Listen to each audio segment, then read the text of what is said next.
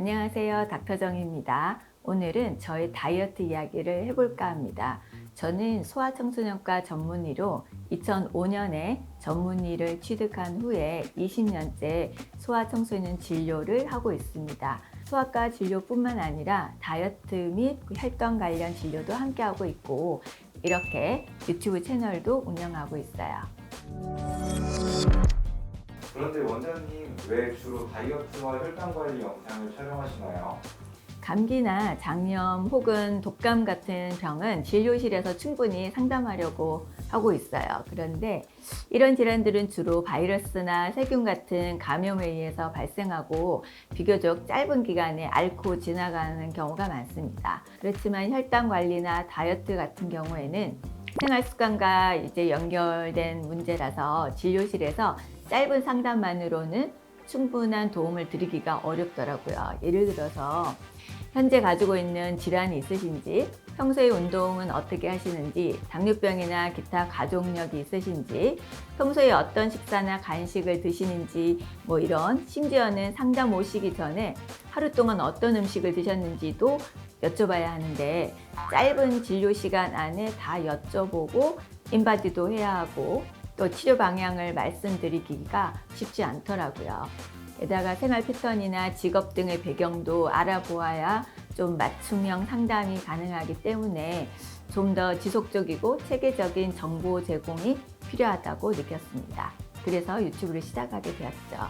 단순히 진료실에서 몇 마디 이렇게 말씀드리는 것보다 실생활에서 바로 적용할 수 있고 반복해서 들으며 습관을 바꿔갈 수 있는 교육 영상이라고 해야 할지 그런 콘텐츠를 만드는 것이 도움이 될 거라고 생각했어요.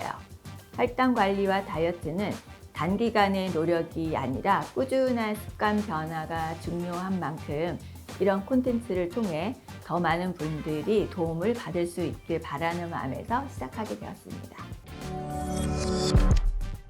제가 알기로는 원장님도 예전에 비만이셨다고 들었는데요. 사실 제가 아이가 2명인데요. 2명을 출산하면서 그 후에 30대, 40대 대부분을 비만이거나 과체중 상태로 지냈어요. 제가 키가 152cm인데요. 체중이 최대로 많이 나갈 때는 62kg까지 나갔습니다. 건강검진에서 공복 혈당이 정상에서 약간 살짝 벗어나게 되고 당화혈색소도 당뇨 전 단계를 왔다 갔다 하더라고요. 살이 찌니까 복부 초음파에서 지방간도 있었고 콜레스테롤 수치도 정상과 비정상을 왔다 갔다 했었어요. 그리고 아침에 자주 손, 발 이런 것이 부었고 수면도 부족하고 늘 피곤함을 달고 있었어요. 그 중에서 가장 힘들었던 건 이석증이었는데 여러 번 재발하면서 응급실을 몇 번 실려가기도 했었어요. 그랬군요. 원장님도 다이어트를 하시게 된 절박한 동기가 있으셨네요.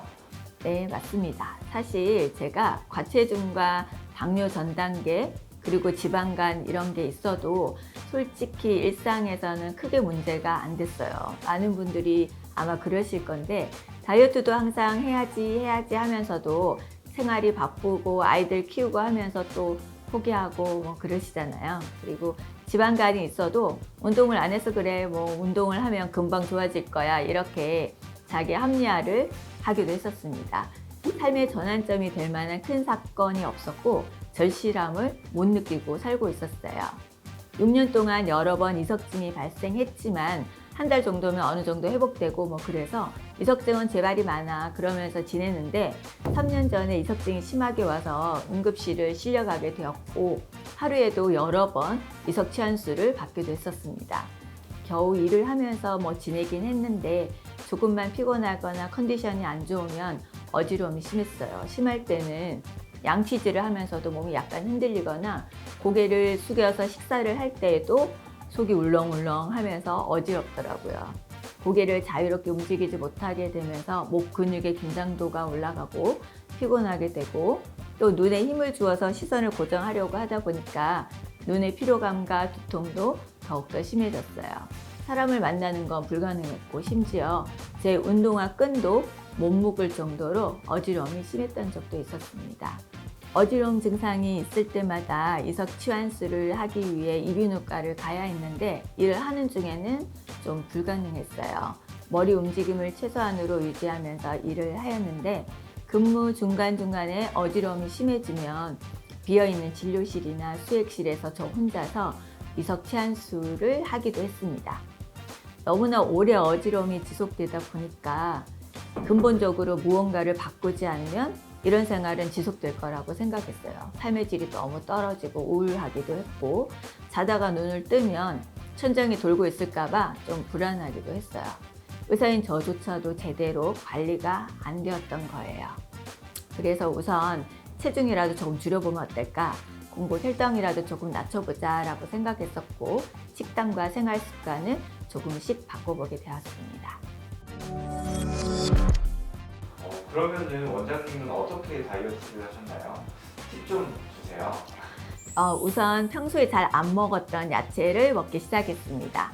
반찬으로 조금 먹는 정도로는 충분하지 않은 것 같아서 신선한 야채를 배달시켜가지고 샐러드로 먹기 시작했어요.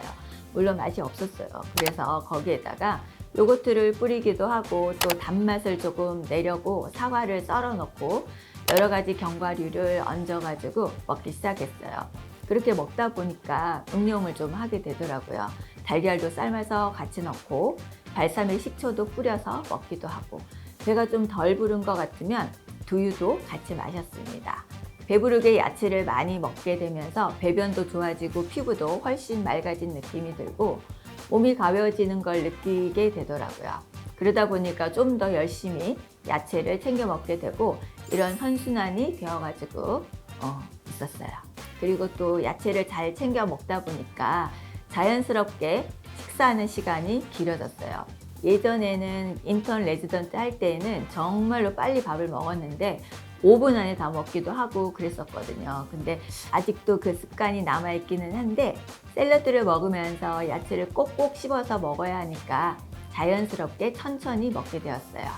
야채를 많이 먹는 것도 저한테 도움이 많이 되었지만 식사 시간이 길어졌다는 것도 정말 도움이 많이 되었던 것 같아요. 그리고 두 번째로 간식으로 많이 먹었던 과일과 빵, 떡 등을 줄여나가기 시작했습니다. 평소에 과일이 몸에 좋은 거라고 생각했었기 때문에 저녁 식사 후 혹은 조금 배가 고플 때에는 과일을 색깔별로 반만큼 혹은 그 이상으로 많이 먹었어요. 과일은 항상 상자로 사놓고 충분히 많이 먹었던 거죠. 그리고 근무를 하면서 오후 4시경이 되면 배가 고파지기도 하고 또 에너지를 충전해야 된다고 생각해서 간식을 거의 매일 먹었습니다. 간단하게 먹을 수 있는 간식으로 빵이나 도너츠, 케이크 같은 거를 많이 먹었어요. 그리고 아침을 간단하게 먹는다고 떡을 항상 냉동실에 넣어두었다가 하나씩 자주 먹었는데요. 1회분으로 소분되어 있는 떡을 비상식량처럼 항상 두고두고 먹었습니다. 지금 생각해보면 혈당 관리를 위해 피해야 되는 음식을 제가 오랫동안 꾸준히 먹고 있었던 거예요. 이런 생활을 20년 이상 지속한 결과가 제 몸 상태 그대로였던 거죠. 키 152cm에 62kg까지 나갔고 지방간에다가 공복 혈당이 100이 넘기도 했었던 거죠. 떡과 과일, 빵 같은 간식을 일단 조금씩 줄여 나갔는데요. 냉동실 떡은 그 후로는 먹지 않았어요. 과일도 박스채로 사던 것을 제철 과일로 한 봉지씩 사서 조금씩 먹고 있습니다. 특히 단맛 나는 과일들은 거의 사지 않고 사과와 방울토마토, 토마토 같은 것을 위주로 먹고 있습니다. 간식으로 자주 먹던 빵은 정말로 가끔 한 번씩 먹고 있고요. 그리고 세 번째로 혈당을 주기적으로 체크를 해보았는데요. 혈당에 관심을 가지고 있던 중에 연속 혈당 측정기를 알게 되었습니다. 직접 테스트를 해보기도 했죠. 비교를 위해서 저뿐만 아니라 남편도 같이 테스트를 해봤어요.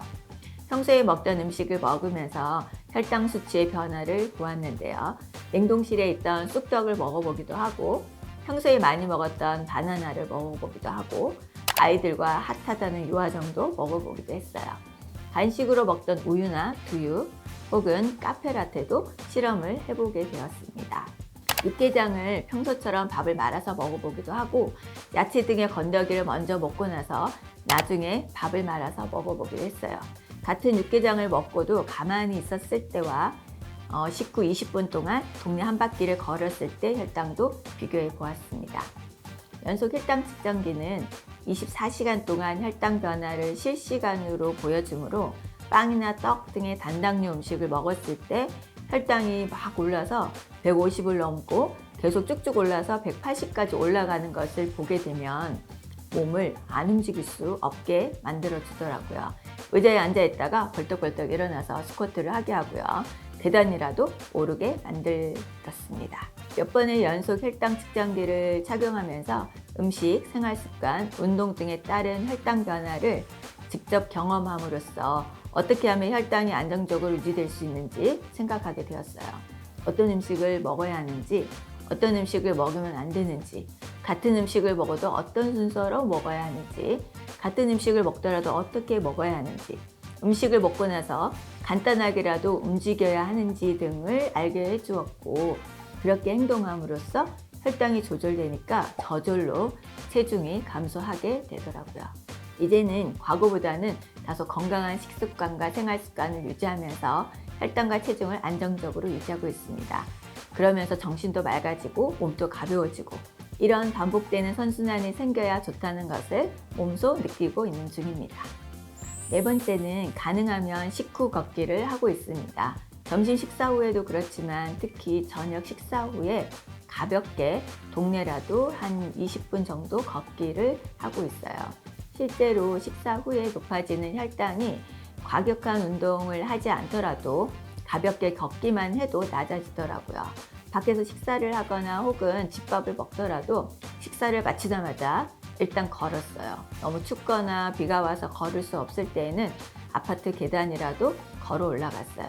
저희 집이 24층인데요. 밖에서 밥을 먹고 나면 밖에서 걸을 수 없는 날은 계단을 천천히 올라갔어요. 일주일에 4번이나 5번 정도는 특히 저녁 식사 후에 걸었습니다.